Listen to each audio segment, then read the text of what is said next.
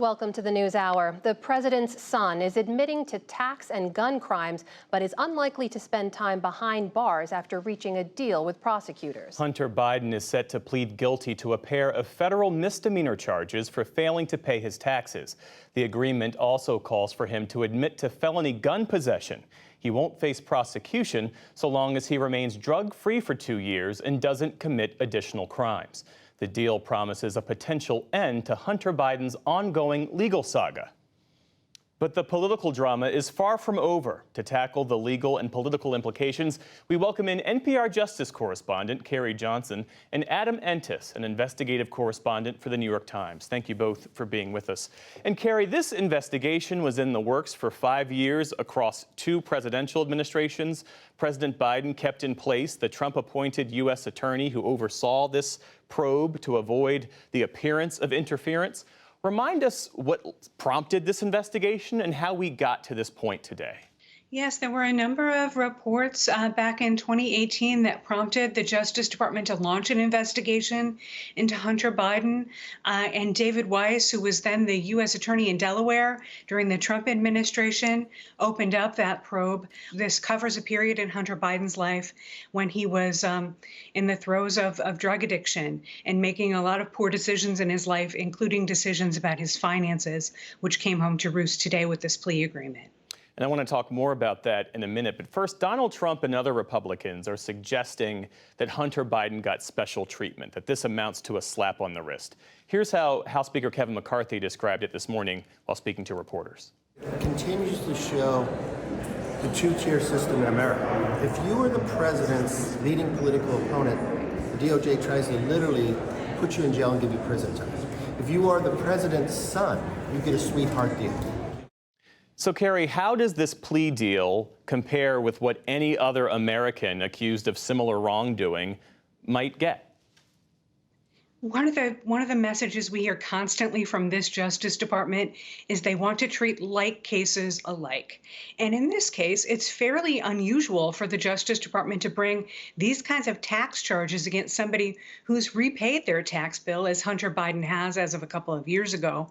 And it's also fairly unusual to bring an unlawful possession of a weapons charge by someone addicted to drugs, absent some pattern of violence or other pattern of law breaking.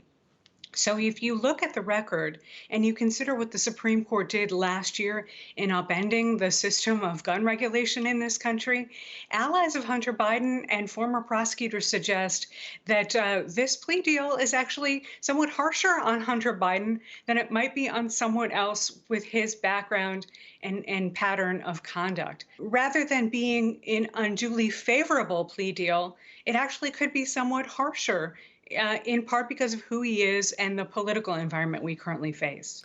The White House, Adam, released a statement today, as I'm sure you know, and it reads this way: the president and first lady love their son and support him as he continues to rebuild his life. We will have no further comment. Hunter Biden is 53 years old. Addiction has haunted him for much of his life. What was happening with him during this period that was subject to this DOJ investigation? So basically what happens is Hunter's been struggling with alcoholism basically since the early 2000s. But his brother, Bo, would always take him to rehab, make sure he goes to the AA, Alcoholics Anonymous meetings. His brother dies in 2015. And after that, basically the safety net disappears. Hunter doesn't have his brother Bo anymore. And so Hunter, really just goes into a deep depression. And during this period, the alcoholism comes back, and he tries crack cocaine, and he's instantaneously addicted to it. So that's really kind of the context here. And I do think you need to understand what's going on with Joe Biden during this point. He had just lost his son, Bo. And the way Hunter spoke to family members and friends was very scary. I mean, he would say things like, you all think the wrong son died, right? So the context here is, I think, fear within the family that Hunter himself, they were really afraid for his future. And so that's the context when he is trying to make money to basically pay for a lifestyle that his family had that really they couldn't afford at that stage. And so he's getting into business deals, which certainly raised ethical questions, and he was making decisions about personal decisions about himself and what he was doing that reflected his state of mind, which was he was using drugs all the time. And so the tax charges and the gun issue are all at this terrible moment when he basically can't keep track of anything in his life. Well, let's talk about the politics of this, because Republicans trying to win back the White House have tried to link Hunter Biden's legal problems with his father and suggest that they were both in on these corrupt deals together in China and in Ukraine. Does anything in your reporting or does anything resulting from this DOJ investigation support that? So there's sort of like this rule in the family that goes back before even Hunter. It's involved actually Joe Biden's brother, Jimmy, who's also in business, where they would not talk about business with Joe, who was a senator. That was just sort of the family rule. And so Hunter wouldn't tell his dad about what he was doing. You know, what happened is when he joins the board of Burisma, the energy company in Ukraine, he doesn't tell his dad. His dad finds out from reading the clips that were sent to him by aides at the White House.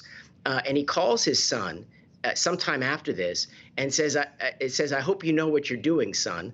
And Hunter responds by saying, I do. And that was it. I mean, there was no more discussion about it. Meantime, Carrie, Republicans are promising to step up their investigations into the Biden family. How will this case affect that effort moving forward? We heard today, Jeff, from Jim Jordan, the chairman of the House Judiciary Committee, Republican from Ohio, and James Comer, head of the House Oversight Committee, Republican from Kentucky, who say they're full steam ahead on these Biden family investigations. You know, they've already been pressing very hard the FBI for documents in these Biden family investigations.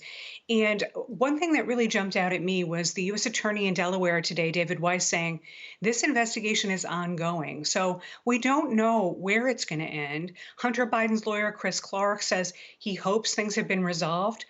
But we don't have that green light from prosecutors. And it's not clear to me the scope of this investigation, how much longer it might go on.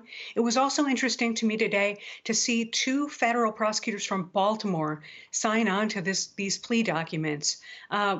Lawyers who have prosecuted corrupt police officers in Baltimore in the past, which could be a clue as to the ongoing nature of this investigation and where things stand.